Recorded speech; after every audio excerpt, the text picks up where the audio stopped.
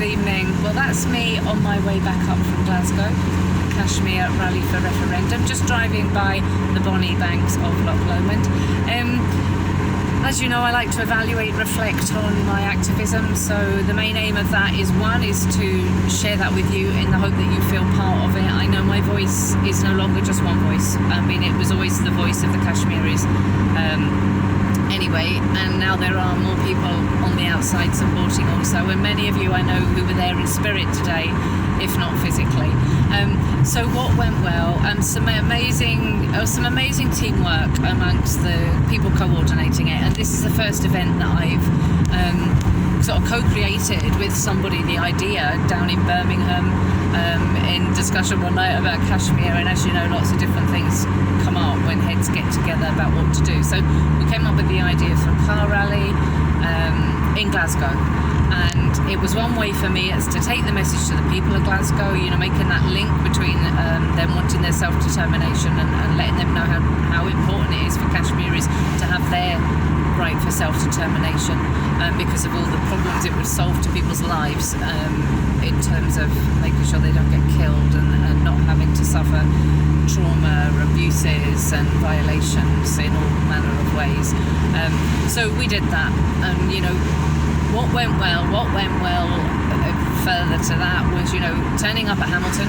I was on time, which was good, and there was 50 or 60 cars there, all decked out with flags, with their stickers on their cars, you know, and that feeling of unity, energy, that we're doing something, we're using our voices, we're doing something positive, taking it beyond the Kashmiri diaspora, taking it to more people, you know, taking it to BBC One Scotland's doors and STV's doors as well, a letter to be delivered there for them. So we set off and got through Glasgow, we got to STV, we managed to give in our letters, same at the BBC. We've learned that we are to be able to have a meeting with BBC along with some Scottish members of Parliament to be able to put our case across to them about why the atrocities should be covered and why these human rights abuses should be shown to the people of Scotland. And you know, we need to, it's important, this is a humanitarian issue.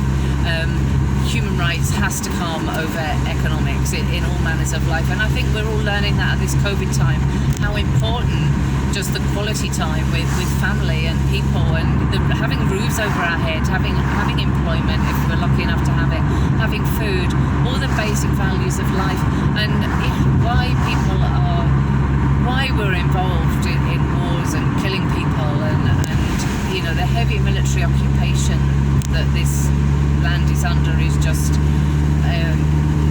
it's ridiculous. And then obviously, you know, the West benefiting off that by selling them their weapons, etc., and keeping them down. So self-determination for Kashmir would bring peace to the region, without a doubt, you know, bring peace to Asia, and I think would impact on the rest of the world. So we've done our intended job today. But if you're looking for the best impact, and you're always looking for perfection, but you certainly want to have the best impact.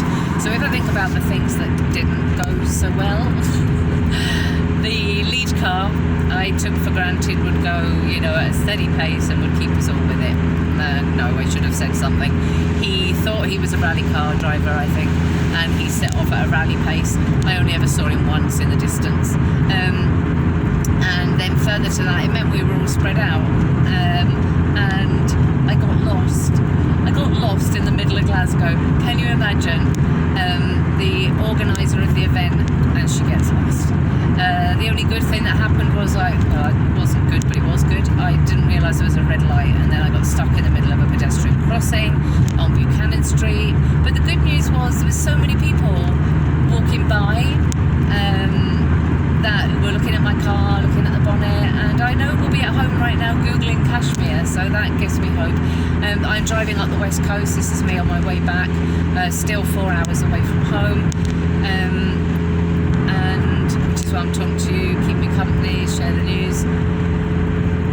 So that was good. And then this unity, I mean, you know, there was the good side because there was the unity, but then the negative side was the disunity, and I don't really care people's opinions in terms of you've got to stick together, that it doesn't do any good having an argument on the steps of the BBC about things that have gone wrong, rather than looking for solutions or for people that should be included and aren't included. Thankfully, somebody, managed to refocus everybody onto the fact that it's no good being on BBC studio steps and having an argument. So it all then went well, and we set out what we needed to achieve. So the other thing was, at the end, we were all wanted to congregate along this. It was a really lovely wide street, and we could have had the cars on either side, and nice cup of tea. But it just got disjointed at the end, and people getting lost. So there's those things for improvement, but we did our job. And once again, it's we can all make a difference. Every single one of us can make a difference. It's very easy to think that we can't, that when we see all these atrocities in our world, that how are we going to break all this down? It's a challenge, and it's very challenging, but at the same time, look at how much is being done, look at how much we're achieving. So I'm really grateful for that. I'm really grateful for the people that are supporting us. I'm really grateful for the people that are supporting me. I'm really grateful for all the people that turned up today and made it the event that they did. And thank you to all in Birmingham as well. That really means a lot. So that's about it, I think, really. And now we'll be writing a news report, which we will send out to all 40 newspapers again to see if any of them might just publish it. So fingers crossed, and onwards and upwards. And thank you so much for supporting, and stay blessed.